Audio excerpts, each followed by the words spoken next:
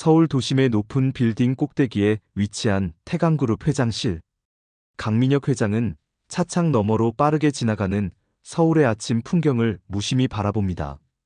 고층 빌딩들이 날카롭게 솟아있는 도시의 스카이라인은 마치 그의 인생을 그대로 반영하는 듯합니다. 높고 단단하고 누구도 무너뜨릴 수 없는 그런 존재.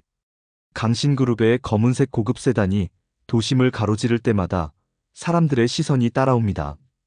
그것은 부와 권력을 상징하는 움직이는 기념비 같았죠. 회장님, 오전 11시에 홍콩 투자자들과의 미팅이 예정되어 있습니다. 이번 계약이 성사되면 동남아시아 시장 진출이 크게 앞당겨질 것 같습니다. 비서가 조심스럽게 말합니다. 강민혁은 고개를 끄덕일 뿐 별다른 말을 하지 않습니다. 그에게 이런 성공은 당연한 일이었습니다. 강신그룹은 그의 손에서 한국 최대 기업으로 성장했으니까요. 그는 자신의 손목시계를 바라봅니다. 시간이 곧 돈이라는 그의 신조를 보여주는 행동이었습니다. 오늘 일정을 다시 확인해 보세요. 시간 낭비는 용납할 수 없습니다. 강민혁의 하루는 항상 분 단위로 계획되어 있습니다. 그에게 효율성은 삶의 모든 가치를 대변하는 척도였죠. 그는 자신의 스마트폰을 확인하며 주식 시장의 움직임을 살펴봅니다. 강신그룹의 주가는 오늘도 상승 그래프를 그리고 있었습니다. 회장님, 본사에 도착했습니다. 차가 서울 중심부에 위치한 강신타워 앞에 도착합니다. 60층 높이의 유리와 철골로 지어진 이 빌딩은 강민혁의 야망을 대변하는 상징물이었습니다. 그는 차에서 내리며 주변을 둘러봅니다. 하지만 오늘은 뭔가 달랐습니다. 빌딩 앞이 여느 때보다 혼잡해 보였죠. 이게 무슨 상황입니까? 강민혁이 차가운 목소리로 물었습니다. 주차장 입구가 막혀 있었고 여러 대의 차량이 줄지어 서 있었습니다. 그는 미간을 찌푸리며 시계를 다시 확인합니다. 9시 45분. 곧 10시에 예정된 내부 회의가 있었고 11시에는 그 중요한 해외 투자자와의 미팅이 있었죠. 비서실장, 저 상황을 당장 해결하세요. 누가 책임자입니까? 네, 회장님. 주차관리팀에 즉시 확인하겠습니다. 강민혁은 빌딩으로 향하는 발걸음을 재촉합니다. 로비에 들어서자 직원들이 공손히 인사를 건넵니다. 그의 날카로운 눈빛에 모두가 긴장한 표정이었습니다. 전용 엘리베이터에 오른 그는 잠시 생각에 잠깁니다. 오늘의 미팅은 강신그룹의 미래를 좌우할 만큼 중요한 자리였습니다. 어떤 사소한 실수도 용납할 수 없었죠. 회장님, 주차장 문제는 박용수라는 주차요원의 실수로 인한 것이라고 합니다. 차량 통제에 혼선이 생겨 일시적 정체가 발생했다고 하네요.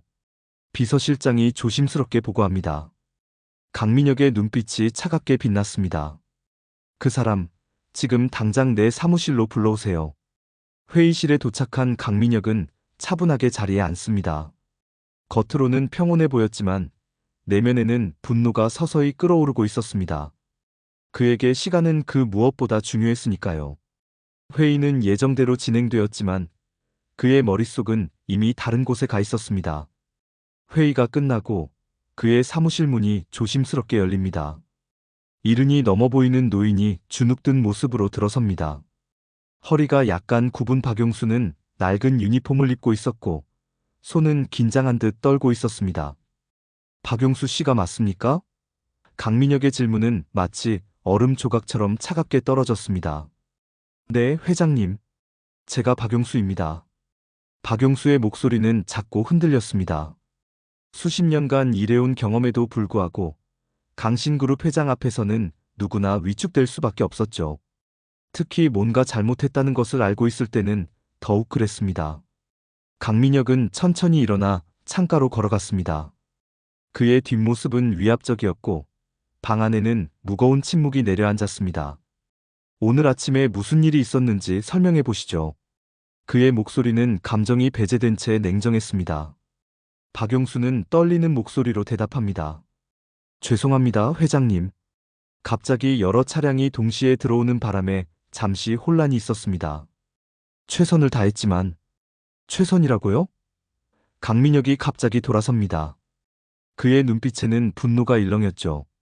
당신의 최선이 우리 회사에 어떤 결과를 가져왔는지 알고 계십니까? 오늘 홍콩에서 중요한 투자자들이 오는 날입니다. 첫인상이 얼마나 중요한지 모르시나요? 박용수는 고개를 더 숙였습니다. 그의 어깨가 무게에 짓눌린 듯 움츠러들었습니다. 정말 죄송합니다. 다시는 이런 일이 없도록 하겠습니다. 그럴 기회가 없을 겁니다. 강민혁의 말은 냉혹했습니다. 당신 나이에 이런 일도 제대로 못하신다면 우리 회사에서 일하실 자격이 없습니다. 오늘부로 해고입니다. 박용수의 얼굴에서 핏기가 가시며 창백해졌습니다. 그의 눈에는 놀라움과 충격, 그리고 깊은 상처가 스쳐 지나갔죠. 회장님, 제발. 이 일이 제게 얼마나 중요한지 아실까요? 저에게는 이것밖에 없습니다. 하지만 강민혁의 결정은 이미 내려진 후였습니다. 그는 냉정하게 대답합니다. 인사팀에서 정리해드릴 겁니다. 이만 가보시죠. 박용수는 한동안 자리에서 움직이지 못했습니다. 그의 인생이 순간적으로 무너져 내리는 느낌이었을 테니까요. 마침내 그는 무거운 발걸음으로 사무실을 나갔습니다.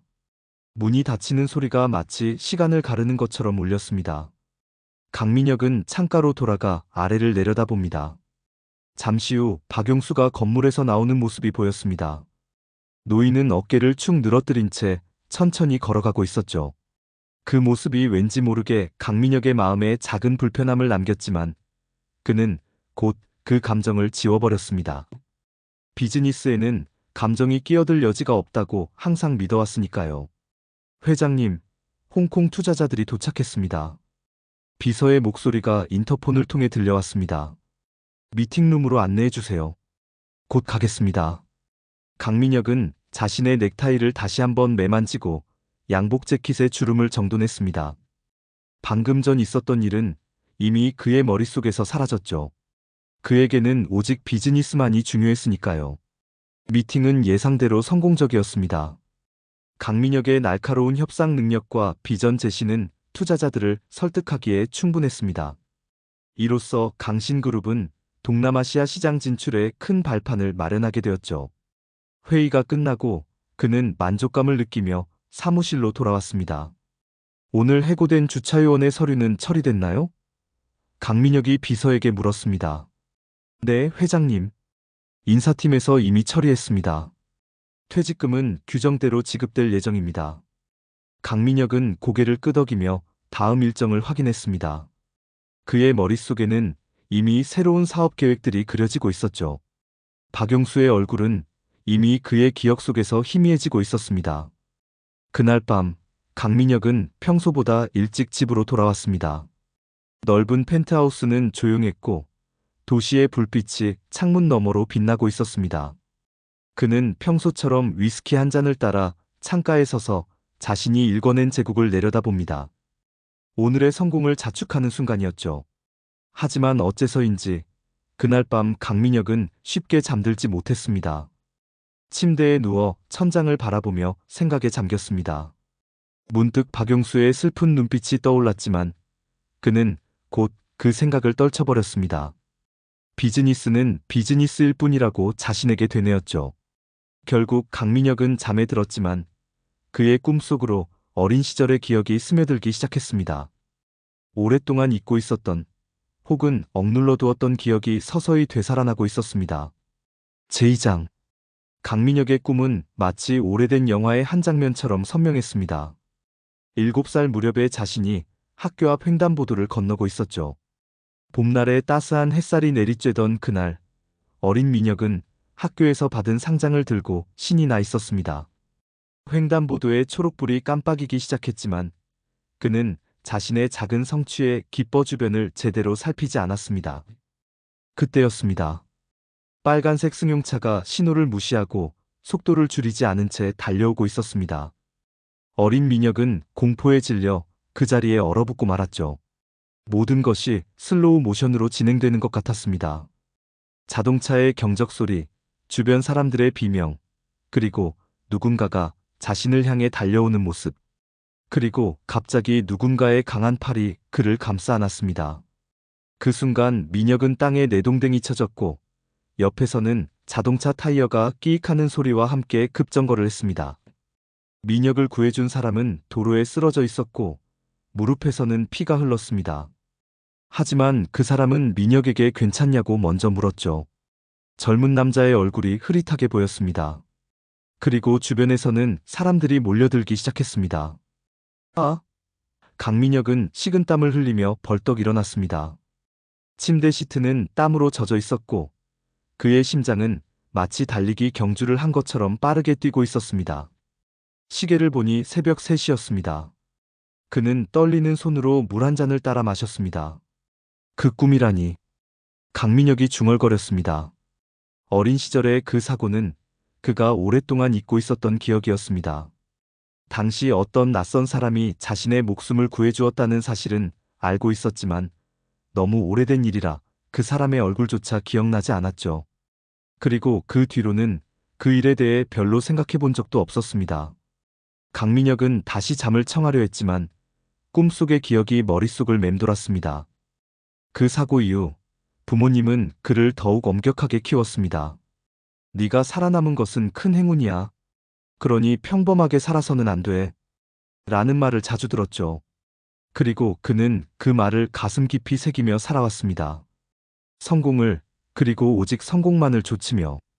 다음 날 아침, 강민혁은 평소보다 일찍 회사에 도착했습니다. 마음 한구석이 불편했지만 그는 평소처럼 업무에 집중하려 노력했습니다. 비서가 전날 처리된 서류들을 가져왔고 그 중에는 박용수의 해고 서류도 있었습니다. 해고 서류를 보던 중 강민혁은 문득 박용수의 생년월일에 시선이 멈췄습니다. 이 사람이라면 그 사고 당시 30살 정도였을 텐데. 그가 문득 어제 본 노인의 얼굴을 떠올렸습니다. 주름진 얼굴, 굽은 허리, 그리고 슬픔이 깃든 눈빛. 하지만 그 눈빛 어딘가에 젊은 시절의 흔적이 남아있는 것 같았습니다. 이 사람의 개인정보가 더 있나요? 강민혁이 문득 물었습니다. 비서는 잠시 놀란 표정을 지었지만 곧 대답했습니다. 인사 파일에 기본 정보가 있을 겁니다. 확인해 보겠습니다. 잠시 후 비서는 박용수의 인사 파일을 가져왔습니다. 강민혁은 서류를 천천히 넘겨보았습니다. 나이, 주소, 이전 직장 경력, 그리고 특이사항란에 적힌 내용이 그의 시선을 사로잡았습니다. 35년 전 어린이 교통사고 구조로 시민형 웅상 수상. 강민혁의 손이 떨렸습니다. 날짜가 정확히 그가 사고를 당했던 날과 일치했습니다. 그는 자리에서 일어나 창가로 걸어갔습니다. 가슴속에서 무언가가 무너져 내리는 듯한 느낌이 들었습니다. 자신의 목숨을 구해준 은인이 바로 어제 자신이 모욕적으로 해고한 그 노인이라니. 회장님, 괜찮으십니까? 비서가 걱정스럽게 물었습니다. 강민혁은 대답 대신 고개만 끄덕였습니다. 오늘 일정을 모두 취소해 주세요. 개인적인 일이 생겼습니다. 그는 집으로 돌아와 오래된 가족 앨범을 찾아보았습니다. 어머니가 간직해온 옛 신문 스크랩북도 꺼내보았습니다. 그리고 마침내 찾았습니다. 노랗게 변색된 신문 기사 속에는 어린 자신을 구해준 박용수라는 이름과 젊은 시절의 그의 사진이 실려 있었습니다. 이런. 강민혁은 의자에 털썩 주저앉았습니다. 어제 자신이 한 행동들이 주마등처럼 스쳐 지나갔습니다. 그가 평생 쌓아온 성공과 부는 사실 그날의 사고에서 살아남았기에 가능했던 것입니다. 그런데 자신은 그 은인을 알아보지 못하고 오히려 그를 모욕하고 해고했습니다. 강민혁의 눈앞에 박용수의 상처받은 표정이 떠올랐습니다. 회장님, 제발. 이 일이 제게 얼마나 중요한지 아실까요? 그 말이 귓가에 메아리 쳤습니다. 인생에서 처음으로 강민혁은 자신의 결정이 다른 사람에게 어떤 영향을 미쳤는지 깊이 생각해 보았습니다. 그는 평생 처음으로 깊은 후회와 부끄러움을 느꼈습니다. 그동안 그는 오직 성공과 효율성만을 쫓아왔습니다. 감정은 사치라 여기며 살아왔죠. 하지만 지금 그의 마음속에는 무언가 다른 감정이 꿈틀거리고 있었습니다. 그를 찾아야 해. 강민혁이 중얼거렸습니다. 그는 비서에게 전화를 걸어 박용수의 현재 주소를 확인해달라고 부탁했습니다. 하지만 비서의 대답은 실망스러웠습니다. 죄송합니다, 회장님. 해고 후 박용수 씨는 인사팀에 등록된 번호로 연락이 되지 않습니다. 주소지로도 확인해 보았지만 이미 이사를 간 것 같습니다. 강민혁은 깊은 한숨을 내쉬었습니다. 그는 평생 원하는 것은 무엇이든 손에 넣을 수 있었습니다. 하지만 지금은 정작 가장 찾고 싶은 사람을 찾을 수 없었죠. 그는 자신의 행동에 대한 대가를 치르고 있는 것일까요? 그날 밤, 강민혁은 다시 같은 꿈을 꾸었습니다. 하지만 이번에는 꿈속에서 그를 구해준 사람의 얼굴이 더 선명하게 보였습니다. 젊은 시절의 박용수였습니다. 꿈에서 깨어난 강민혁은 결심했습니다. 어떻게든 박용수를 찾아내 사과하고 그에게 진 빚을 갚아야겠다고. 강민혁은 다음날 아침 일찍 회사로 출근했습니다. 그는 인사팀장을 불러 박용수의 모든 정보를 다시 검토해달라고 지시했습니다. 그동안 그는 사무실에 앉아 생각에 잠겼습니다. 어떻게 하면 박용수를 찾을 수 있을까? 그리고 만약 찾는다면 어떻게 사과해야 할까? 그는 평생 타인에게 사과한 적이 없었습니다. 항상 자신의 결정이 옳다고 믿어왔고, 그래서 사과할 필요를 느끼지 못했죠. 하지만 이번에는 달랐습니다. 그는 진심으로 미안함을 느꼈고, 그것을 표현하고 싶었습니다. 회장님, 박용수 씨의 인사 파일에서 비상 연락처를 찾았습니다. 그의 옛 이웃인 것 같습니다. 강민혁의 눈이 반짝였습니다. 당장 연락해보세요. 몇 분 후 인사팀장이 다시 보고했습니다. 그 이웃분께 연락했더니 박용수 씨가 몇 년 전에 이사했다고 합니다. 정확한 주소는 모르지만 인천 쪽으로 갔다고 하네요. 강민혁은 고개를 끄덕였습니다. 인천이라. 넓은 지역이지만 그래도 단서가 생겼군요. 그는 자신의 비서를 불러 앞으로의 계획을 설명했습니다. 박용수 씨를 찾아야 합니다. 인천 지역 모든 주민센터와 노인정, 가능한 모든 곳에 문의해보세요. 그리고 그의 이전 직장 정보도 확인해주세요. 어딘가에 단서가 있을 겁니다. 비서는 놀란 표정을 감추지 못했지만 곧 고개를 끄덕였습니다. 네, 회장님. 최선을 다하겠습니다. 강민혁은 창밖을 바라보며 생각했습니다. 그를 꼭 찾아야 해. 밤이 깊어가는 동안 강민혁은 홀로 생각에 잠겼습니다. 처음으로 자신의 삶을 돌아보게 된 밤이었습니다. 그동안 그는 얼마나 많은 사람들을 자신의 성공을 위한 도구로만 여겼을까요? 얼마나 많은 사람들이 그의 냉정한 결정으로 상처받았을까요? 그는 이제야 그런 생각을 하게 되었습니다. 비서는 다음날 아침 일찍 보고했습니다. 회장님, 박용수 씨가 강신그룹에 입사하기 전에 인천의 한 항만 창고에서 일했다는 정보를 찾았습니다. 그곳에 연락해보면 더 많은 정보를 얻을 수 있을 것 같습니다. 강민혁은 곧장 자리에서 일어났습니다. 직접 가보겠습니다. 비서는 놀란 눈으로 그를 바라보았습니다. 회장님이 직접요? 제가 사람을... 아니요. 이건 내가 직접 해야 할 일입니다. 강민혁의 목소리에는 평소에 없던 결연함이 묻어났습니다. 그는 정장 대신 캐주얼한 옷을 입고 직접 운전대를 잡고 인천으로 향했습니다. 항만 창고를 찾아가는 길에 그는 자신이 얼마나 변했는지 생각했습니다. 불과 며칠 전까지만 해도 그는 이런 행동을 상상조차 하지 못했을 테니까요. 인천항 근처의 오래된 창고에 도착한 강민혁은 낯선 환경에 약간 위축되었습니다. 일하는 사람들이 그를 의아한 눈으로 바라보았습니다. 고급 승용차를 타고 온 세련된 정장 차림의 남자는 이곳에 어울리지 않았으니까요. 강민혁은 용기를 내어 현장 관리자를 찾아갔습니다. 안녕하세요. 박용수라는 분을 찾고 있습니다. 예전에 이곳에서 일하셨다고 들었습니다. 강민혁의 목소리에는 평소와 다른 겸손함이 묻어 있었습니다. 관리자는 잠시 생각하더니 고개를 끄덕였습니다. 아, 용수 아저씨요? 정년 퇴직하신 지 꽤 됐습니다만 가끔 옛 동료들 만나러 오시곤 했죠. 강민혁의 가슴이 빠르게 뛰기 시작했습니다. 드디어 단서를 찾은 것입니다. 혹시 그분의 연락처나 주소를 알고 계신가요? 그의 목소리에는 간절함이 묻어났습니다. 글쎄요, 직접적인 연락처는 없지만. 관리자는 잠시 망설이다가 말을 이었습니다.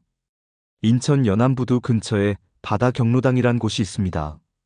용수 아저씨가 자주 가신다고 들었어요. 강민혁은 희망을 품고 그곳으로 향했습니다. 해가 지기 시작할 무렵 그는 작은 경로당 앞에 도착했습니다. 바닷바람이 그의 머리카락을 흩뜨렸고 저녁 노을이 바다 위로 붉게 물들고 있었습니다. 경로당 안으로 들어서자 몇몇 노인들이 바둑과 장기를 두고 있었습니다. 강민혁은 조심스럽게 주변을 둘러보았지만 박용수의 모습은 보이지 않았습니다. 혹시 박용수 씨를 아시나요? 그가 한 노인에게 물었습니다. 노인은 강민혁을 유심히 살펴보더니 대답했습니다. 용수? 아, 며칠 전에 왔었지. 근데 당신은 누구신가? 저는 그분을 꼭 만나야 하는 사람입니다. 강민혁은 말을 고르며 대답했습니다. 자신이 강신그룹 회장이라고 밝히는 것이 도움이 될지 아니면 오히려 경계심을 불러일으킬지 확신할 수 없었습니다. 노인은 의심스러운 눈초리로 강민혁을 바라보다가 마침내 입을 열었습니다. 용수는 이제 여기 안 옵니다. 예전에는 자주 왔지만 요즘은 몸이 안 좋아서 거의 집에만 있다고 하더군요. 강민혁의 가슴이 조여들었습니다. 주소라도 알 수 있을까요? 정말 중요한 일입니다.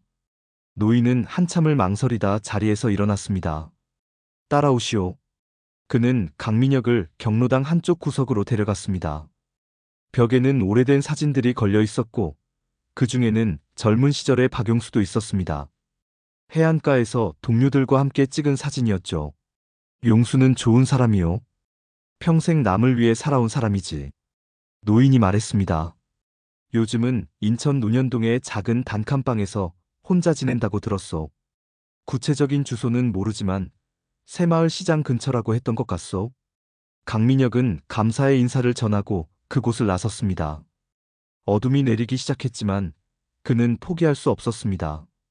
논현동으로 향하는 길에 그는 자신이 왜 이토록 박용수를 찾는데 집착하는지 생각해 보았습니다. 단순히 과거의 빚을 갚기 위한 것인지 아니면 자신의 죄책감을 덜기 위한 것인지. 새마을 시장에 도착한 강민혁은 주변 상점들을 돌아다니며 박용수에 대해 물어보았습니다. 대부분의 사람들은 고개를 저었지만 한 떡집 주인이 기억을 더듬었습니다. 유난히 공손하고 조용한 노인분이시죠? 가끔 떡을 사가셨어요. 시장 뒤쪽 연립주택에 사신다고 들었습니다. 파란 대문이 있는 집이었던 것 같아요. 강민혁은 시장 뒤편의 좁은 골목길로 들어섰습니다. 낡은 연립주택들이 빽빽하게 들어서 있었고 그는 파란 대문을 찾아 하나하나 살펴보았습니다. 마침내 골목 끝자락에서 오래된 파란 대문을 발견했습니다. 심장이 빠르게 뛰었습니다. 그는 깊은 숨을 들이마시고 대문을 두드렸습니다. 아무 응답이 없었습니다. 다시 한 번, 그리고 또 한 번. 마침내 안에서 느릿한 발소리가 들려왔습니다. 대문이 조금 열리고 박용수의 지친 얼굴이 나타났습니다. 그의 눈이 강민혁을 알아보고 크게 떠졌습니다. 놀라움, 당혹감, 그리고 무언가 다른 감정이 그의 얼굴을 스쳐 지나갔죠. 당신이 어떻게 여기를? 박용수의 목소리가 떨렸습니다. 강민혁은 가슴속에서 무언가 무너지는 것을 느꼈습니다. 이 노인이 자신의 목숨을 구해준 은인이라는 사실이 이제야 실감났습니다. 그리고 자신이 얼마나 큰 잘못을 저질렀는지도요. 박 선생님, 강민혁의 목소리가 흔들렸습니다. 잠시 말씀 좀 나눌 수 있을까요? 박용수는 한동안 말없이 강민혁을 바라보다가 마침내 입을 열었습니다. 무슨 용건인지 모르겠지만 이제 와서 더 할 말은 없을 것 같군요. 그의 목소리는 차분했지만 그 안에는 깊은 상처가 묻어 있었습니다. 강민혁은 망설이다가 진심을 담아 말했습니다. 제가 지난번에 저지른 행동에 대해 사과드리러 왔습니다. 그리고 알게 된 사실이 있어서. 그의 목소리가 떨렸습니다. 박용수는 잠시 강민혁의 눈을 바라보았습니다. 그의 시선에는 의심과 경계심이 가득했지만 결국 한숨을 내쉬며 대문을 조금 더 열었습니다. 들어오게나. 좁은 단칸방 안으로 들어선 강민혁은 주변을 둘러보았습니다. 방은 작았지만 깔끔하게 정돈되어 있었습니다. 벽에는 몇 장의 오래된 사진들이 걸려 있었고 작은 탁자 위에는 다 읽은 듯한 신문이 놓여 있었죠. 이곳은 그가 살아온 호화로운 공간과는 천지 차이였습니다. 앉게. 박용수가 낡은 방석을 가리켰습니다. 강민혁은 조심스럽게 자리에 앉았습니다. 그는 어떻게 대화를 시작해야 할지 몰라 잠시 망설였습니다. 평소라면 어떤 상황에서든 자신감 있게 말할 수 있었지만 지금은 달랐습니다. 차라도 한잔할까? 박용수가 일어나 작은 주전자를 꺼냈습니다. 감사합니다. 강민혁이 작은 목소리로 대답했습니다. 물이 끓는 동안 방 안에는 다시 침묵이 흘렀습니다. 강민혁은 마침내 용기를 내어 입을 열었습니다. 선생님, 혹시 35년 전 일을 기억하십니까? 학교 앞 횡단보도에서. 박용수의 손이 잠시 멈추었습니다. 그는 천천히 고개를 돌려 강민혁을 바라보았습니다. 많은 일이 있었지만 그날은 특별히 기억해.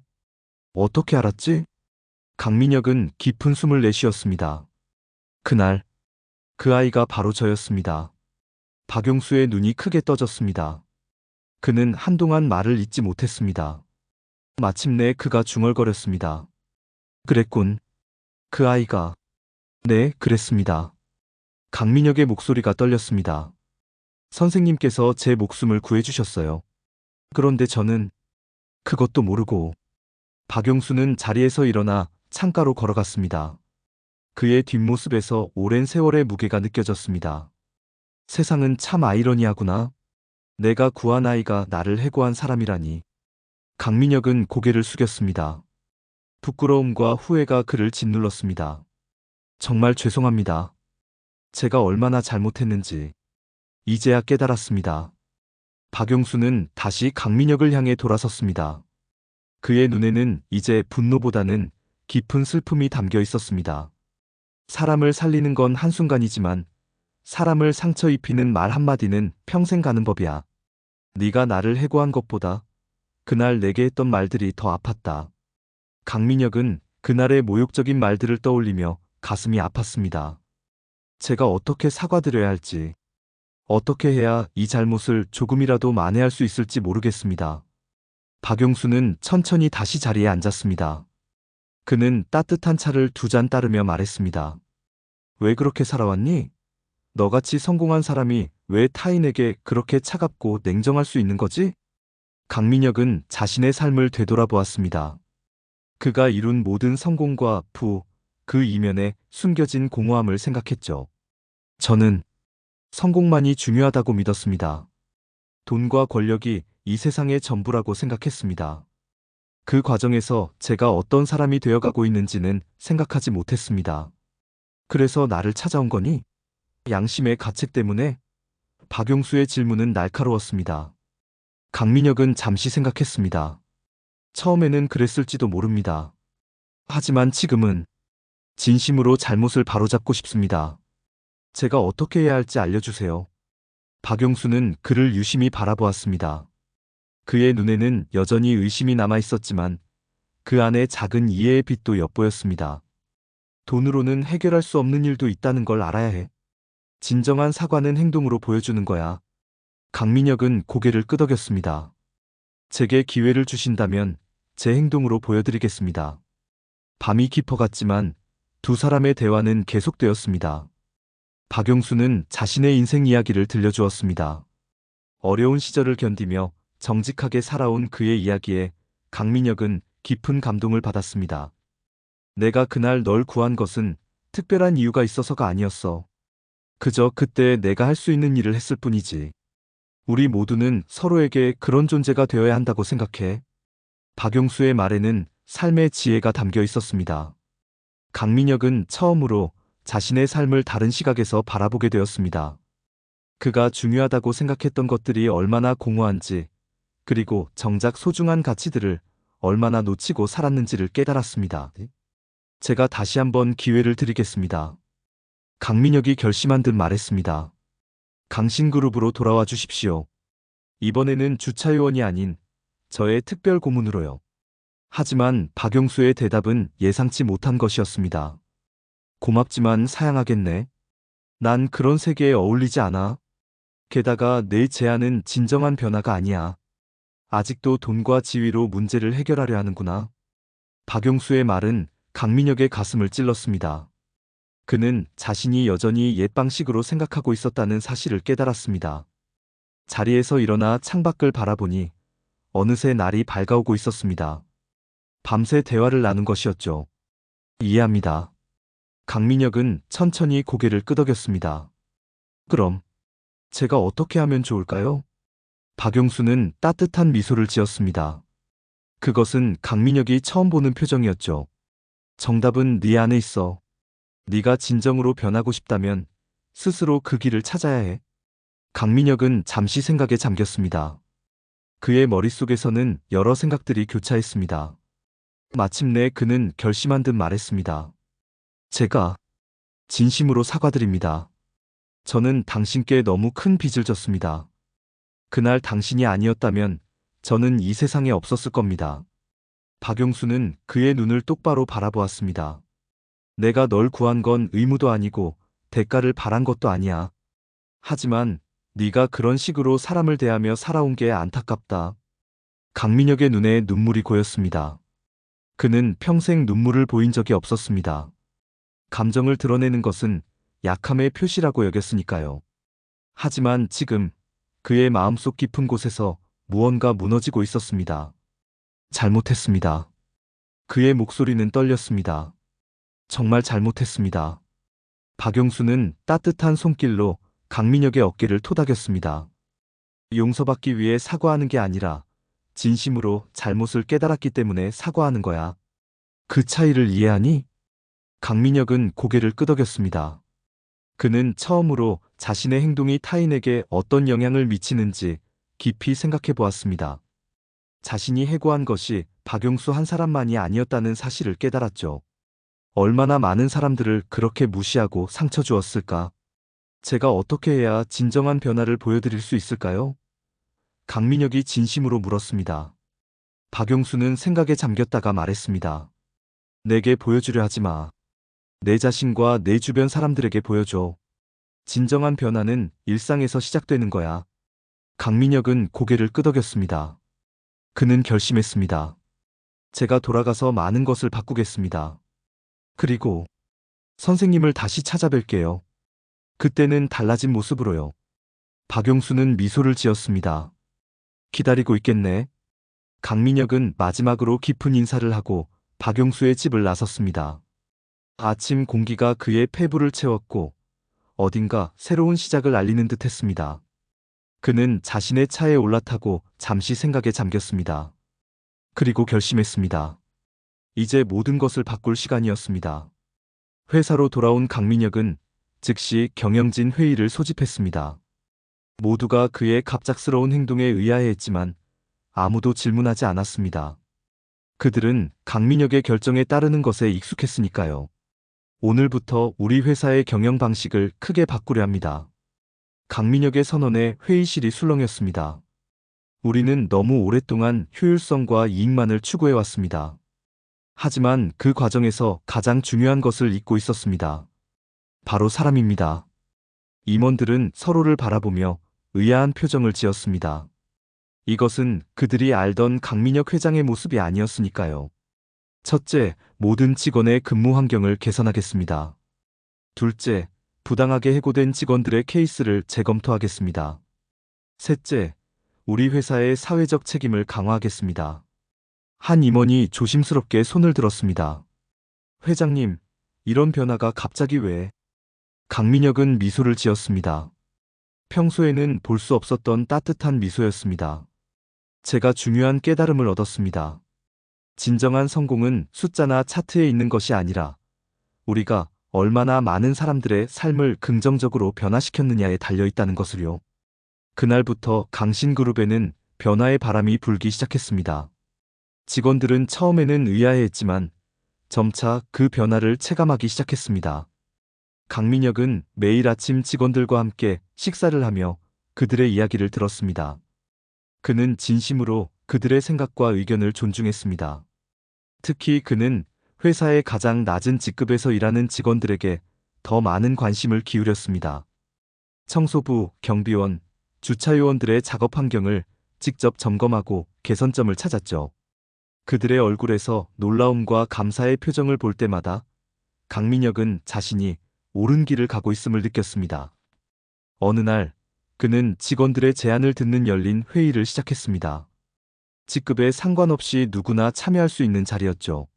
처음에는 아무도 말을 꺼내지 못했지만 강민혁이 진심으로 귀 기울이는 모습을 보며 점차 직원들은 자신의 생각을 표현하기 시작했습니다. 회장님, 저희 생산라인 직원들은 12시간 연속 근무가 너무 힘듭니다. 교대 시스템을 개선할 수 있을까요? 어린 자녀가 있는 직원들을 위한 사내 어린이집이 있으면 좋겠습니다. 퇴직한 직원들을 위한 재취업 프로그램을 만들면 어떨까요? 강민혁은 모든 제안을 진지하게 받아들였습니다. 그리고 가능한 한 빨리 실행에 옮겼죠. 그의 변화는 단순한 말이 아닌 행동으로 나타났습니다. 몇 주가 지나고 강민혁은 다시 박용수를 찾아갔습니다. 이번에는 선물이나 제안을 들고 가지 않았습니다. 그저 그와 함께 시간을 보내고 싶었을 뿐입니다. 많이 달라 보이는구나. 박용수가 강민혁을 맞이하며 말했습니다. 눈빛이 다르네.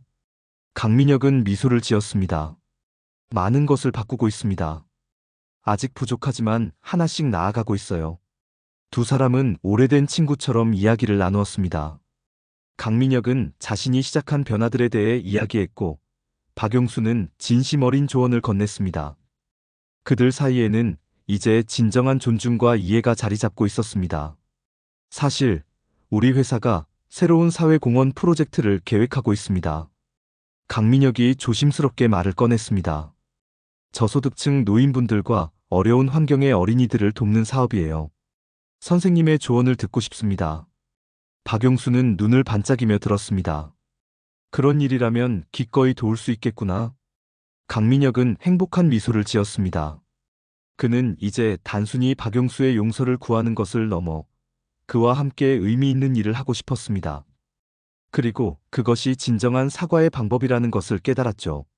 며칠 후 강민혁은 회사의 경영진들에게 새로운 사회공헌 재단 설립 계획을 발표했습니다. 이 재단은 단순한 기부나 일회성 행사가 아닌 지속적으로 사회의 취약계층을 지원하는 역할을 할 것입니다. 한 경영진이 물었습니다. 재단의 이름은 어떻게 지을 계획이신가요? 강민혁은 잠시 생각하다가 대답했습니다. 아직 결정하지 않았습니다. 하지만 제 인생에 중요한 가르침을 주신 분의 이름을 따르고 싶습니다. 물론 그분의 동의가 필요하겠지요. 그는 마음속으로 박용수 장학재단이라는 이름을 생각했습니다. 하지만 박용수가 그것을 원하는지는 확신할 수 없었습니다. 그는 먼저 박용수의 의견을 물어보기로 했습니다. 그날 저녁 강민혁은 다시 박용수의 집을 찾았습니다. 그는 재단 설립 계획을 자세히 설명하고 그의 이름을 사용하고 싶다는 뜻을 전했습니다. 내 이름을 쓰겠다고? 박용수는 놀란 표정을 지었습니다. 왜 하필 내 이름인가? 강민혁은 진지하게 대답했습니다. 선생님의 삶과 가치관이 이 재단의 정신과 일치하기 때문입니다. 선생님은 평생 타인을 위해 사셨고 저 또한 그런 삶을 살고 싶습니다. 박용수는 한동안 침묵했습니다. 그의 눈에는 복잡한 감정이 스쳐 지나갔습니다. 내 이름을 쓰는 것보다 재단의 활동이 진정으로 사람들에게 도움이 되는 것이 중요하다고 생각해? 강민혁은 고개를 끄덕였습니다. 네, 물론입니다. 재단의 목적과 활동이 가장 중요합니다. 그래서 선생님께서 재단의 자문위원으로 참여해 주셨으면 합니다. 선생님의 지혜와 경험이 큰 도움이 될 것입니다. 박용수는 잠시 생각하더니 미소 지었습니다. 그렇게 된다면 내가 할 수 있는 범위 내에서 돕겠네. 강민혁의 얼굴에 기쁨이 번졌습니다. 그는 박용수의 동의를 얻어 재단 설립 준비를 본격적으로 시작했습니다. 물론 박용수는 재단의 이름에 자신의 이름을 사용하는 것에 대해 여전히 망설였지만 강민혁은 계속해서 설득할 계획이었습니다. 강민혁의 변화는 단순한 일시적 감정이 아니었습니다. 그는 진심으로 달라지고 싶었고 그것을 행동으로 보여주기 위해 노력했습니다. 강신그룹의 문화는 서서히 바뀌어 갔습니다. 이전의 냉혹한 경쟁 문화 대신 상호 협력과 존중의 문화가 자리 잡기 시작했죠. 회장님, 직원들의 만족도 조사 결과가 나왔습니다. 비서가 보고서를 건넸습니다. 놀랍게도 지난 분기에 비해 만족도가 60%나 상승했습니다. 강민혁은 미소를 지었습니다. 아직 갈 길이 멀지만 좋은 시작이네요. 그는 정기적으로 박용수를 찾아가 그와 이야기를 나누었습니다. 두 사람은 서로 다른 세계에서 살아왔지만 이제는 진정한 우정으로 연결되어 있었습니다.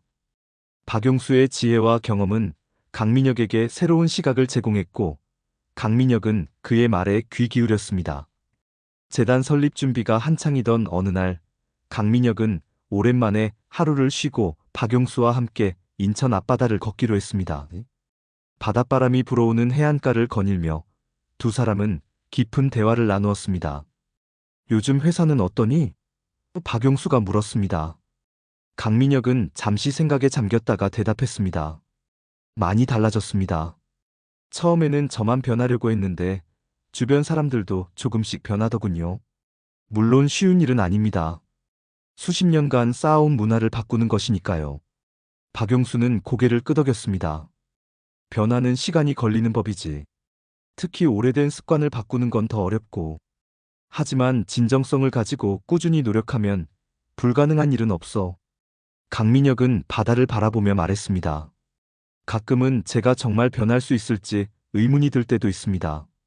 오랫동안 쌓아온 사고방식이 순간순간 튀어나올 때가 있거든요. 박용수는 따뜻한 미소를 지었습니다. 그건 자연스러운 거야. 중요한 건 그런 순간에도 자신을 돌아보고 바로잡으려는 노력을 하는 거지. 완벽한 사람은 없어. 다만 더 나은 사람이 되려고 노력하는 사람이 있을 뿐이야. 강민혁은 깊이 공감했습니다. 그는 이제 자신의 실수를 인정하는 것이 약함이 아니라 오히려 강함이라는 것을 배우고 있었습니다. 그리고 그 과정에서 자신이 더 평온해지고 있다는 것을 느꼈죠. 선생님, 제안 하나 드리고 싶습니다. 강민혁이 조심스럽게 말을 꺼냈습니다. 다시 강신그룹으로 돌아와 주십시오. 이번에는 특별 고문이 아니라 우리 회사의 새로운 사회공헌재단의 이사장으로요. 박용수는 놀란 표정을 지었습니다. 왜 하필 나인가? 난 그런 일의 전문가도 아니고. 강민혁은 진지하게 대답했습니다. 선생님처럼 사람의 가치를 아는 분이 없습니다. 우리가 시작하려는 재단은 돈을 기부하는 것이 아니라 진정으로 사람들의 삶을 변화시키는 것이 목표입니다. 선생님의 지혜가 필요합니다. 박용수는 한동안 생각에 잠겼습니다. 그건 돈으로 나를 사려는 게 아닌가? 아닙니다. 강민혁이 단호하게 말했습니다. 돈이 아닌 존경과 감사의 마음으로 모시고 싶습니다. 그리고 저와 함께 매년 사회공헌 사업을 통해 어려운 이웃을 돕는 일을 하고 싶습니다. 박용수는 강민혁의 눈을 바라보았습니다. 그의 시선 속에서 진심을 읽은 듯 했습니다. 네가 정말 변했구나. 선생님 덕분입니다. 강민혁이 진심으로 말했습니다. 제게 기회를 주신다면 함께 더 많은 변화를 만들어내고 싶습니다. 박용수는 잠시 침묵했다가 조용히 미소를 지었습니다. 한번 생각해보지. 이 대화 이후 강민혁은 재단 설립에 더욱 박차를 가했습니다. 그는 최고의 전문가들을 모아 효과적인 사회공헌 프로그램을 개발했고 재단의 운영 원칙과 철학을 세심하게 구상했습니다. 모든 과정에서 그는 박용수의 가치관을 반영하려 노력했습니다. 회장님, 재단 설립 준비가 거의 다 끝났습니다. 담당 팀장이 보고했습니다. 이제 이사장을 정하고 공식 발표만 남았습니다. 강민혁은 고개를 끄덕였습니다. 박용수 선생님께 다시 한번 요청드려보겠습니다.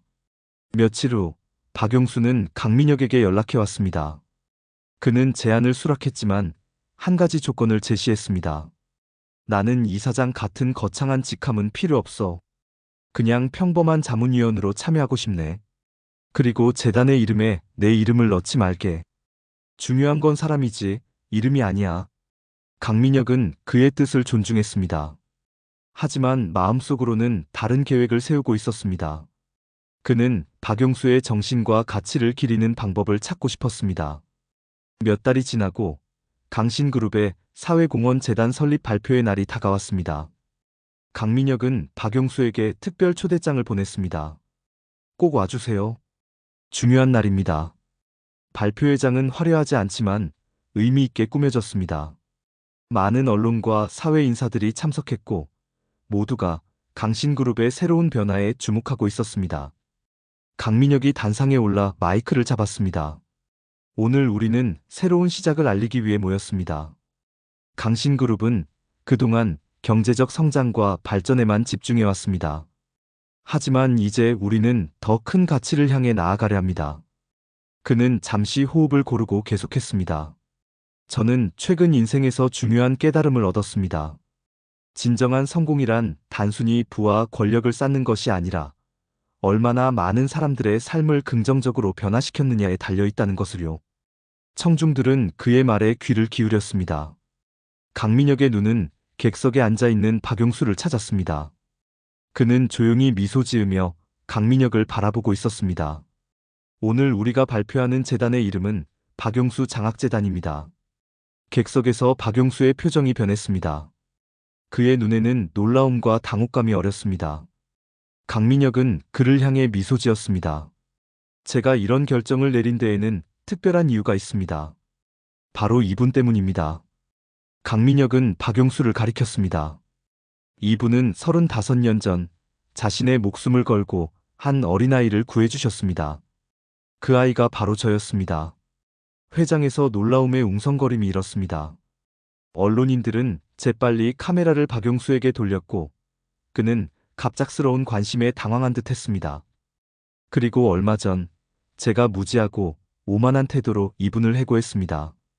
하지만 운명은 저를 다시 이분께로 이끌었고 저는 인생에서 가장 소중한 교훈을 배웠습니다.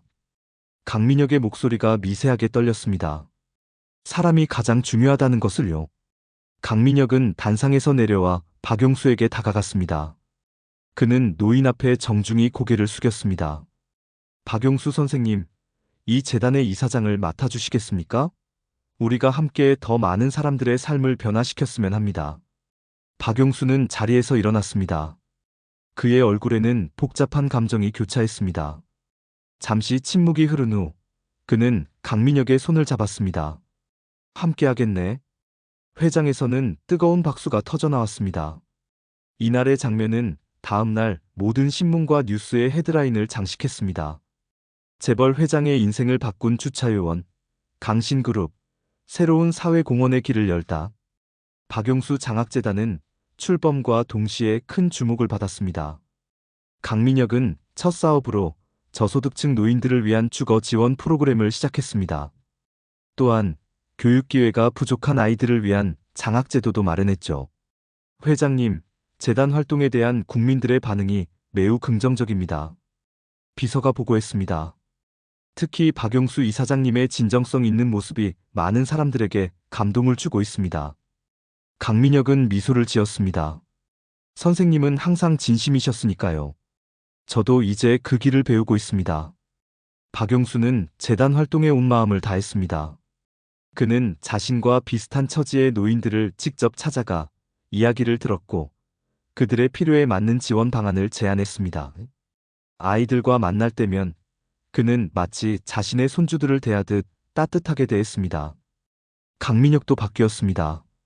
그는 이제 회사 경영과 재단 활동 사이에서 균형을 찾았습니다.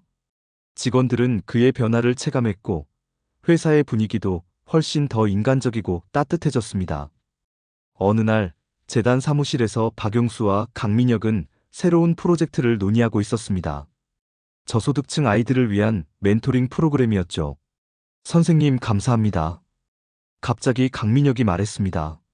선생님은 2번이나 제 목숨을 구하셨어요. 한 번은 그 사고에서 또 한 번은 제가 잃어버린 인간성을 찾게 해주셨으니까요. 박용수는 따뜻한 미소를 지었습니다. 네가 스스로 변화를 선택한 거야.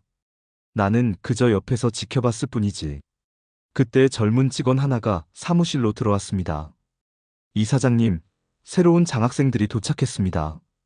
로비에서 기다리고 있어요. 박용수는 눈을 반짝이며 일어났습니다. 가보자꾸나. 강민혁은 그런 박용수의 모습을 보며 미소 지었습니다. 그는 이제 진정한 행복이 무엇인지 조금씩 이해하고 있었습니다. 로비에는 10명 정도의 학생들이 긴장한 표정으로 서 있었습니다. 그들은 모두 어려운 환경에서 자라지만 학업에 대한 열정이 특별한 아이들이었습니다. 박용수 장학재단의 첫 장학생들이었죠. 여러분, 반갑습니다. 박용수가 따뜻하게 인사했습니다. 모두 긴장하지 말고 편하게 있으세요. 오늘은 우리가 함께 시작하는 첫날입니다. 강민혁은 뒤에서 조용히 그 모습을 지켜보았습니다. 그는 이 아이들이 자신처럼 돈과 권력만을 좇는 사람이 아니라 박용수처럼 따뜻한 마음을 가진 사람으로 성장하기를 바랐습니다. 장학생들과의 만남이 끝난 후 강민혁은 박용수와 함께 재단 사무실로 돌아왔습니다. 선생님, 이 아이들이 앞으로 어떤 사람으로 자랄지 기대가 됩니다. 박용수는 고개를 끄덕였습니다. 그렇지. 이 아이들에게 필요한 건 단순한 금전적 지원이 아니라 진심 어린 관심과 격려야. 그들이 자신의 가치를 깨닫고 그 가치를 사회에 환원할 수 있는 사람으로 성장했으면 좋겠어. 강민혁은 그의 말에 깊이 공감했습니다. 그는 자신의 어린 시절을 떠올렸습니다. 부모님은 그에게 항상 성공해야 한다고 강조했지만 정작 어떤 사람이 되어야 하는지에 대해서는 크게 가르치지 않았습니다. 그가 냉정하고 이기적인 사람이 된 것도 어쩌면 그런 교육의 결과였을지도 모릅니다. 선생님, 이 아이들에게 단순히 학업적 성공만이 아니라 어떤 사람이 되어야 하는지도 가르쳐주고 싶습니다. 강민혁이 진심으로 말했습니다. 박용수는 미소 지었습니다. 그래, 그게 바로 우리 재단이 나아가야 할 방향이야. 두 사람은 이후 몇 시간 동안 재단의 미래 계획에 대해 논의했습니다. 그들의 비전은 단순한 자선 활동을 넘어 사회 전체의 가치관을 변화시키는 것이었습니다. 돈이 아닌 사람이 중심이 되는 사회, 경쟁보다는 협력을 중시하는 문화를 만들고 싶었습니다. 그날 저녁, 강민혁은 오랜만에 가벼운 마음으로 집으로 돌아갔습니다. 그는 창가에 서서 도시의 야경을 바라보았습니다. 예전에는 이 풍경을 보며 자신의 성공과 권력을 자랑스러워했지만 이제는 이 도시에 사는 수많은 사람들의 삶을 생각했습니다. 그들 모두가 행복하고 의미 있는 삶을 살 수 있도록 돕는 것, 그것이 그의 새로운 목표가 되었습니다. 다음 날 아침, 강민혁은 회사에서 새로운 프로젝트를 시작했습니다. 강신그룹의 모든 계열사가 직원들의 자원봉사 활동을 지원하는 나눔의 시간 정책이었습니다. 모든 직원들이 매월 하루는 회사 시간을 활용해 봉사활동을 할 수 있도록 하는 제도였죠. 처음에는 많은 직원들이 의아해했지만 점차 그 의미를 이해하기 시작했습니다. 특히 강민혁 자신이 솔선수범하여 봉사활동에 참여하는 모습을 보며 직원들도 하나둘 동참했습니다. 회장님, 나눔의 시간 정책이 생각보다 빨리 정착되고 있습니다. 인사팀장이 보고했습니다. 특히 젊은 직원들의 호응이 매우 높습니다. 강민혁은 기쁜 마음으로 고개를 끄덕였습니다. 우리 회사가 단순히 돈을 버는 곳이 아니라 사회에 긍정적인 영향을 미치는 곳이라는 자부심을 가질 수 있도록 계속 지원해 주세요. 그는 이제 경영진 회의에서도 매출이나 이익만큼이나 사회적 가치와 기업 윤리를 중요하게 다루었습니다. 처음에는 일부 임원들이 반발했지만 점차 모두가 그의 비전에 공감하기 시작했습니다. 그리고 무엇보다 강민혁은 박용수와의 친분을 더욱 돈독히 했습니다. 그들은 이제 단순히 재단의 일을 넘어 진정한 친구가 되어가고 있었습니다. 주말이면 함께 산책을 하거나 차를 마시며 이야기를 나누었죠. 회장님, 자신의 모든 걸 바쳐 재단을 위해 일하시는 모습이 정말 감동적입니다. 어느 날 비서가 말했습니다. 강민혁은 미소 지었습니다. 난 그저 빚을 갚고 있을 뿐이에요. 박용수 선생님께, 그리고 내가 상처 준 모든 사람들에게 진 빚을요. 강민혁의 변화는 단순한 일시적 감정이 아니었습니다. 그는 진심으로 달라지고 싶었고 그것을 행동으로 보여주기 위해 노력했습니다. 강신그룹의 문화는 서서히 바뀌어 갔습니다. 이전의 냉혹한 경쟁 문화 대신 상호 협력과 존중의 문화가 자리 잡기 시작했죠. 회장님, 직원들의 만족도 조사 결과가 나왔습니다. 비서가 보고서를 건넸습니다. 놀랍게도 지난 분기에 비해 만족도가 60%나 상승했습니다. 강민혁은 미소를 지었습니다. 아직 갈 길이 멀지만 좋은 시작이네요. 그는 정기적으로 박용수를 찾아가 그와 이야기를 나누었습니다. 두 사람은 서로 다른 세계에서 살아왔지만 이제는 진정한 우정으로 연결되어 있었습니다. 박용수의 지혜와 경험은 강민혁에게 새로운 시각을 제공했고 강민혁은 그의 말에 귀 기울였습니다. 선생님, 제안 하나 드리고 싶습니다. 어느 날 강민혁이 조심스럽게 말을 꺼냈습니다. 다시 강신그룹으로 돌아와 주십시오. 이번에는 특별 고문이 아니라 우리 회사의 새로운 사회공헌재단의 이사장으로요. 박용수는 놀란 표정을 지었습니다. 왜 하필 나인가? 난 그런 일의 전문가도 아니고. 강민혁은 진지하게 대답했습니다. 선생님처럼 사람의 가치를 아는 분이 없습니다. 우리가 시작하려는 재단은 돈을 기부하는 것이 아니라 진정으로 사람들의 삶을 변화시키는 것이 목표입니다. 선생님의 지혜가 필요합니다.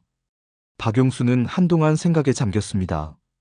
그건 돈으로 나를 사려는 게 아닌가? 아닙니다. 강민혁이 단호하게 말했습니다. 돈이 아닌 존경과 감사의 마음으로 그를 모시고 싶다고 말한다. 그리고 자신이 매년 사회공헌 사업을 통해 어려운 이웃을 돕겠다고 약속합니다. 박용수는 강민혁의 눈을 바라보았습니다. 그의 시선 속에서 진심을 읽은 듯 했습니다. 네가 정말 변했구나. 선생님 덕분입니다. 강민혁이 진심으로 말했습니다. 제게 기회를 주신다면 함께 더 많은 변화를 만들어내고 싶습니다. 박용수는 잠시 침묵했다가 조용히 미소를 지었습니다. 한번 생각해보지. 며칠 후 박용수는 강민혁에게 연락해 왔습니다. 그는 제안을 수락했지만 한 가지 조건을 제시했습니다. 나는 이사장 같은 거창한 직함은 필요 없어. 그냥 평범한 자문위원으로 참여하고 싶네. 그리고 재단의 이름에 내 이름을 넣지 말게. 중요한 건 사람이지 이름이 아니야. 강민혁은 그의 뜻을 존중했습니다. 하지만 마음속으로는 다른 계획을 세우고 있었습니다. 그는 박용수의 정신과 가치를 기리는 방법을 찾고 싶었습니다. 몇 달이 지나고 강신그룹의 사회공헌재단 설립 발표의 날이 다가왔습니다. 강민혁은 박용수에게 특별 초대장을 보냈습니다. 꼭 와주세요. 중요한 날입니다. 발표회장은 화려하지 않지만 의미 있게 꾸며졌습니다. 많은 언론과 사회 인사들이 참석했고 모두가 강신그룹의 새로운 변화에 주목하고 있었습니다. 강민혁이 단상에 올라 마이크를 잡았습니다. 오늘 우리는 새로운 시작을 알리기 위해 모였습니다. 강신그룹은 그동안 경제적 성장과 발전에만 집중해왔습니다. 하지만 이제 우리는 더 큰 가치를 향해 나아가려 합니다. 그는 잠시 호흡을 고르고 계속했습니다. 저는 최근 인생에서 중요한 깨달음을 얻었습니다. 진정한 성공이란 단순히 부와 권력을 쌓는 것이 아니라 얼마나 많은 사람들의 삶을 긍정적으로 변화시켰느냐에 달려있다는 것을요. 청중들은 그의 말에 귀를 기울였습니다. 강민혁의 눈은 객석에 앉아있는 박용수를 찾았습니다. 그는 조용히 미소 지으며 강민혁을 바라보고 있었습니다. 오늘 우리가 발표하는 재단의 이름은 박용수 장학재단입니다. 객석에서 박용수의 표정이 변했습니다. 그의 눈에는 놀라움과 당혹감이 어렸습니다. 강민혁은 그를 향해 미소 지었습니다. 제가 이런 결정을 내린 데에는 특별한 이유가 있습니다. 바로 이분 때문입니다. 강민혁은 박용수를 가리켰습니다. 이분은 35년 전 자신의 목숨을 걸고 한 어린아이를 구해주셨습니다. 그 아이가 바로 저였습니다. 회장에서 놀라움의 웅성거림이 일었습니다. 언론인들은 재빨리 카메라를 박용수에게 돌렸고 그는 갑작스러운 관심에 당황한 듯 했습니다. 그리고 얼마 전 제가 무지하고 오만한 태도로 이분을 해고했습니다. 하지만 운명은 저를 다시 이분께로 이끌었고 저는 인생에서 가장 소중한 교훈을 배웠습니다. 강민혁의 목소리가 미세하게 떨렸습니다. 사람이 가장 중요하다는 것을요. 강민혁은 단상에서 내려와 박용수에게 다가갔습니다. 그는 노인 앞에 정중히 고개를 숙였습니다. 박용수 선생님, 이 재단의 이사장을 맡아주시겠습니까? 우리가 함께 더 많은 사람들의 삶을 변화시켰으면 합니다. 박용수는 자리에서 일어났습니다. 그의 얼굴에는 복잡한 감정이 교차했습니다. 잠시 침묵이 흐른 후 그는 강민혁의 손을 잡았습니다. 함께 하겠네. 회장에서는 뜨거운 박수가 터져 나왔습니다. 이날의 장면은 다음날 모든 신문과 뉴스의 헤드라인을 장식했습니다. 재벌 회장의 인생을 바꾼 주차요원, 강신그룹, 새로운 사회공헌의 길을 열다. 박용수 장학재단은 출범과 동시에 큰 주목을 받았습니다. 강민혁은 첫 사업으로 저소득층 노인들을 위한 주거 지원 프로그램을 시작했습니다. 또한 교육기회가 부족한 아이들을 위한 장학제도도 마련했죠. 회장님, 재단 활동에 대한 국민들의 반응이 매우 긍정적입니다. 비서가 보고했습니다. 특히 박용수 이사장님의 진정성 있는 모습이 많은 사람들에게 감동을 주고 있습니다. 강민혁은 미소를 지었습니다. 선생님은 항상 진심이셨으니까요. 저도 이제 그 길을 배우고 있습니다. 재단 출범 후 1년이 지난 날, 강민혁과 박용수는 재단 사무실에서 지난 1년을 돌아보고 있었습니다. 그들이 성취한 것은 작지만 의미 있는 변화들이었습니다. 100명이 넘는 학생들이 장학금을 받아 꿈을 키울 수 있게 되었고, 수십 명의 노인들이 더 나은 주거 환경에서 살게 되었죠. 선생님, 지난 1년 동안 정말 많은 일이 있었네요. 강민혁이 말했습니다. 박용수는 따뜻한 미소를 지었습니다. 그래, 정말 의미 있는 시간이었어. 하지만 이제 막 시작이야. 앞으로 할 일이 더 많지. 강민혁은 고개를 끄덕였습니다. 네, 더 많은 사람들에게 도움이 되고 싶습니다. 박용수는 창밖을 바라보며 말했습니다. 가끔은 우리가 하는 일이 큰 변화를 만들어내지 못하는 것 같아 좌절할 때도 있을 거야. 하지만 기억해. 한 사람의 삶을 바꾸는 것도 세상을 바꾸는 일이야. 강민혁은 그 말에 깊이 공감했습니다. 그는 이제 그저 화려한 업적이나 큰 수치에 연연하지 않았습니다. 한 사람의 삶에 진정한 변화를 가져오는 것이 더 중요하다는 것을 알게 되었죠. 그날 저녁, 강민혁은 박용수를 저녁 식사에 초대했습니다. 호화로운 레스토랑이 아닌 소박하지만 따뜻한 분위기의 한식당이었습니다. 그들은 마주 앉아 오랜 친구처럼 담소를 나누었습니다. 선생님 감사합니다. 강민혁이 진심을 담아 말했습니다. 선생님은 2번이나 제 목숨을 구하셨어요. 한 번은 그 사고에서, 또 한 번은 제가 잃어버린 인간성을 찾게 해주셨으니까요. 박용수는 따뜻한 미소를 지었습니다. 네가 스스로 변화를 선택한 거야. 나는 그저 옆에서 지켜봤을 뿐이지. 강민혁은 고개를 저었습니다. 아니에요. 선생님께서 저에게 가르쳐 주신 것들이 없었다면 저는 여전히 그 차가운 사람으로 살고 있었을 겁니다. 정말 감사합니다. 박용수는 잠시 생각에 잠기더니 조용히 말했습니다. 나도 고맙네. 내 인생의 마지막 장에서 이렇게 의미 있는 일을 할 수 있게 해줘서. 두 사람은 서로를 바라보며 미소 지었습니다. 그들은 이제 단순한 은인과 수혜자의 관계를 넘어 진정한 동반자가 되어 있었습니다. 계절이 바뀌고 강신그룹과 박용수 장학재단은 더욱 깊은 사회적 영향력을 발휘하기 시작했습니다. 강민혁은 기업의 사회적 책임에 관한 강연에 자주 초청받았고 그의 변화 이야기는 많은 경영자들에게 영감을 주었습니다. 오늘은 재단 설립 1주년을 맞는 날입니다. 강민혁이 재단 임직원들에게 말했습니다. 지난 1년 동안 우리는 2,000명의 노인분들과 3,000명의 아이들에게 도움을 전할 수 있었습니다. 하지만 이것은 시작에 불과합니다. 재단 사무실에는 활기가 넘쳤습니다. 직원들은 열정적으로 일했고 자원봉사자들도 늘어났습니다. 강신그룹의 직원들도 자발적으로 재단 활동에 참여하기 시작했죠. 박용수는 일상이 완전히 바뀌었습니다. 그는 더 이상 외로운 단칸방에 머물지 않았습니다. 강민혁의 권유로 재단 사무실 근처의 쾌적한 아파트로 이사했지만 여전히 검소한 생활 방식을 유지했습니다. 그에게 중요한 것은 외적인 조건이 아니라 마음의 풍요로움이었으니까요.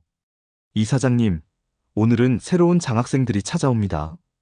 재단 직원이 알려주었습니다. 박용수는 반갑게 고개를 끄덕였습니다. 그는 아이들을 만나는 것을 특히 좋아했습니다. 각자의 꿈과 희망을 이야기하는 아이들의 눈빛 속에서 그는 미래를 보았죠. 그날 오후 강민혁이 재단을 방문했습니다. 그는 이제 매주 한두 번씩 재단에 들러 활동을 살피고 박용수와 시간을 보냈습니다. 두 사람은 종종 근처 공원을 산책하며 인생과 사회에 대한 대화를 나누었습니다. 선생님, 오늘 특별한 제안을 드리러 왔습니다. 강민혁이 조심스럽게 말을 꺼냈습니다. 우리 재단이 활동 영역을 넓히려 합니다. 앞으로는 국내뿐만 아니라 해외의 어려운 이웃들도 돕고 싶습니다. 박용수의 눈이 반짝였습니다. 좋은 생각이네. 도움이 필요한 사람들은 어디에나 있으니까. 그런데 이를 위해서는 선생님의 도움이 더 필요합니다. 선생님의 지혜와 경험이 우리의 나침반이 되어주셨으면 합니다. 박용수는 잠시 생각에 잠겼습니다. 내가 도울 수 있다면 기꺼이 하겠네. 하지만 난 국제적인 일에 경험이 없어. 강민혁은 미소를 지었습니다. 선생님께서는 인간에 대한 깊은 이해를 가지고 계십니다. 그것이 가장 중요한 자질입니다. 나머지는 우리가 함께 배워나가면 됩니다. 재단의 활동이 확장되면서 강신그룹 내에서도 변화가 계속되었습니다. 강민혁은 기업 문화를 완전히 새롭게 만들어갔습니다. 수직적이고 권위적이던 조직 구조는 점차 수평적이고 협력적인 구조로 바뀌었습니다. 직원들의 의견이 존중받았고 창의성과 혁신이 장려되었죠. 회장님, 올해 직원 만족도 조사 결과가 나왔습니다. 인사팀장이 보고했습니다. 만족도가 90%를 넘었습니다. 업계 최고 수준입니다. 강민혁은 고개를 끄덕였습니다. 좋은 소식이네요. 하지만 우리는 여기서 멈추지 않겠습니다. 앞으로도 계속 발전해 나갈 것입니다. 어느 날 강신그룹 본사 로비에서 특별한 행사가 열렸습니다. 박용수 장학재단의 첫 장학생들이 대학을 졸업하고 사회에 첫 발을 내딛게 된 것을 축하하는 자리였습니다. 강민혁과 박용수는 나란히 앉아 졸업생들의 이야기를 들었습니다. 한 젊은이가 마이크 앞에 섰습니다. 저는 부모님이 일찍 돌아가시고 할머니 손에 자랐습니다. 경제적으로 많이 어려웠지만 박용수 장학재단 덕분에 학업을 포기하지 않고 계속할 수 있었습니다. 그리고 오늘 저는 자랑스럽게 강신그룹의 신입사원이 되었습니다. 앞으로 저도 다른 이들에게 도움을 주는 사람이 되겠습니다. 박용수의 눈가에 눈물이 맺혔습니다. 강민혁은 그의 손을 꼭 잡아주었습니다. 우리가 도움을 준 아이들이 이렇게 성장하는 것을 보는 것보다 더 큰 보람이 있을까? 박용수가 감동에 젖은 목소리로 말했습니다. 행사가 끝난 후 강민혁과 박용수는 강신그룹 빌딩의 주차장으로 향했습니다. 이제 그곳은 예전과 많이 달라져 있었습니다. 효율적이고 친절한 주차 시스템이 갖춰져 있었고 직원들은 밝은 표정으로 일했습니다. 이곳이 우리의 인연이 다시 시작된 곳이군요. 강민혁이 말했습니다. 박용수는 미소를 지었습니다. 인생은 참 신비롭네. 때로는 가장 어두운 순간이 가장 밝은 빛의 시작일 수 있어. 주차장의 한 벽면에는 특별한 명판이 걸려 있었습니다. 박용수 주차장 마이너스 모든 만남은 소중합니다. 그것은 강민혁이 박용수의 가르침을 기리기 위해 특별히 제작한 것이었습니다. 과분한 일이네. 박용수가 쑥스러워하며 말했습니다. 강민혁은 진심을 담아 대답했습니다. 아닙니다. 선생님은 이제 강신그룹의 주차장에서 일하지만 더 이상 낮은 위치가 아닌 사람들에게 존경받는 존재가 되셨습니다. 저는 이제 선생님을 단순한 주차요원이 아닌 제 인생을 바꿔준 소중한 은인으로 대합니다. 두 사람은 나란히 걸으며 석양이 물드는 하늘을 바라보았습니다. 그들의 모습은 마치 오랜 친구 같았습니다. 서로 다른 인생을 살아왔지만 이제는 같은 곳을 바라보고 함께 걸어가는 동반자가 된 것입니다. 강민혁은 문득 깨달았습니다. 진정한 성공이란 혼자 빛나는 것이 아니라 주변을 밝게 비추는 것이라는 사실을요. 그리고 그 여정에서 가장 중요한 것은 바로 사람이라는 것을. 박용수는 조용히 미소 지었습니다. 그의 눈빛에는 평온함과 자부심이 어려 있었습니다. 한 사람의 작은 선행이 이렇게 큰 파장을 일으킬 수 있다는 것을 그는 이제 알았습니다. 재단은 계속해서 성장했고 강민혁과 박용수의 이야기는 많은 사람들에게 영감을 주었습니다.